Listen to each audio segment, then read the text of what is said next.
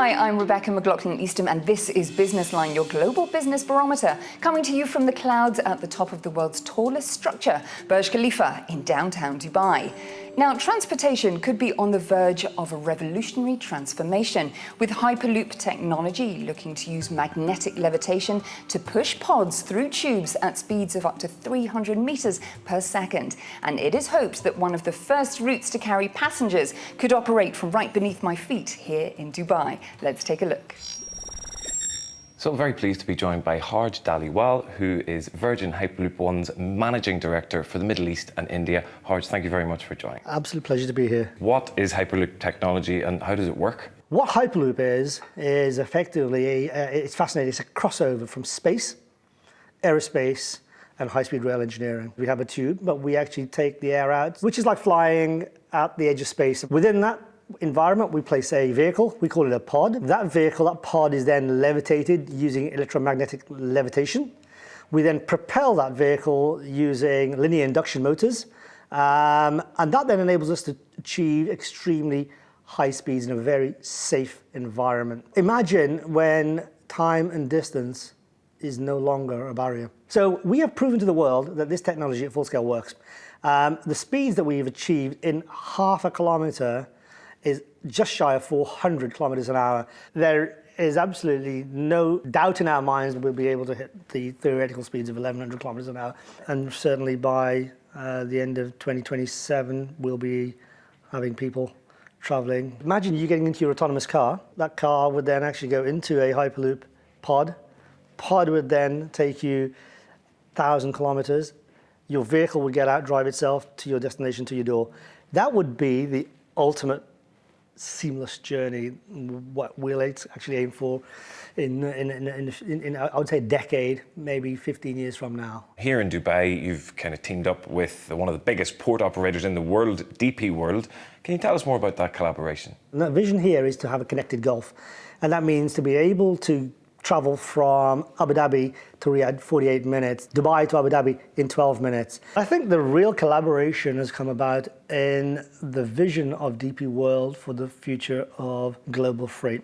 Imagine if time from production to delivery, instead of being weeks via traditional shipping, was now cut down to a matter of hours. I think the impact will be as probably as great as flight back in 1904. It's fair to say that the race is truly on.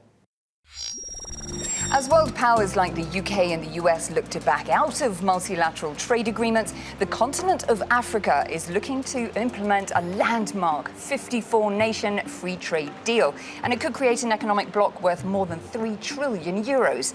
But some within a country that have already signed up for the deal are getting cold feet. Here's more. The African Continental Free Trade Area aims to create an economic bloc worth over 3 trillion euros, boosting trade among 54 African nations, which stood at just 17% of exports in 2017. The deal's big backers like South Africa and Kenya say it will give their companies access to millions of new customers. But many in the continent's largest market, Nigeria, fear cheap goods from more competitive neighbours will cripple local manufacturing. It's definitely not a level playing field. And it's to me, I consider Nigeria the lion of Africa. We have the largest population, we have the largest market. So it feels like we're given so much for not enough. Nigeria's economy, with its GDP of nearly 400 billion euros and a population of 190 million, belies major weaknesses.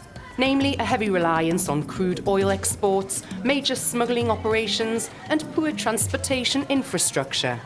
Harmonization of the custom arrangements and technical barriers, I think these are something that have to be negotiated among the participants in the agreement that will try to eliminate the possibility of increased dumping and increased smuggling.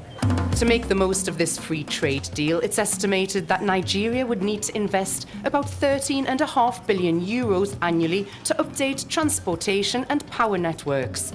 But it could be a small price to pay for a greater industrial capacity. Africa has to have its own industrial capacity to be able to take advantage of a $3.3 trillion market with the Africa Continental Free Trade Area. If Nigeria slow pedals implementing the New Deal, there's concern it could get scuppered altogether. But if it can compete in the new markets, the potential for growth is enormous. The Middle East and North Africa region is home to some of the most expensive social media influencers in the world, and big brands are willing to pay top dollar to make sure that they reach their customers here. But now the United Arab Emirates has brought out measures to make sure that they have a license to influence. What does it mean to really influence? For Saudi Arabian fashionista Al Anud Badr, it's all about impact, and that's what she's had for more than a decade. First with her style blog, and then the UAE-based clothing label Lady Fuzaza, which she set up in 2011. Trailblazer attracted the attention of celebrities like Lady Gaga and Kim Kardashian, along with nearly 750,000 Instagram followers. Brands became interested too, hiring Badr to sell their products, attracted to the quality and level of engagement she has with her followers. You know, if she has a special bond with those followers, because if she does, then whatever she speaks about will resonate. And if she wants to promote a brand or let's say whatever, they will take it in and they will react to it. And that's the money's worth. An issue some big brands face is hiring influencers with big followings but low engagement. There are even fake or so-called inactive ghost accounts out there. So to regulate the social media marketing industry, the UAE has made licenses for commercialized influencers mandatory. Maybe before it was rather chaotic, before the decision was issued. Now there's the decision and organized process. People know what rights they have and what they're responsible for. Companies know what's their right and what they're responsible for. About 1,700 licenses have been issued so far. They cost about $4,000 a year and require applicants to be a minimum of 21 years old, plus hold a bachelor's degree. By joining a media agency, influencers can cut costs and work under that company's license. Agency owner Ashley Kadzau says the MENA region has some of the most expensive influencers worldwide, commanding between $3,000 and $100,000 per deal. I'm constantly sitting in meeting rooms with brands and they're sitting there saying, how do we talk to Saudi Arabia? How do we talk to the wider GCC? And influencers are the way to do that. Well, that is all that we have time for in this edition of Business Line, but be sure to catch me again next month for a roundup of the biggest business and investment stories from around the world. I'll see you then.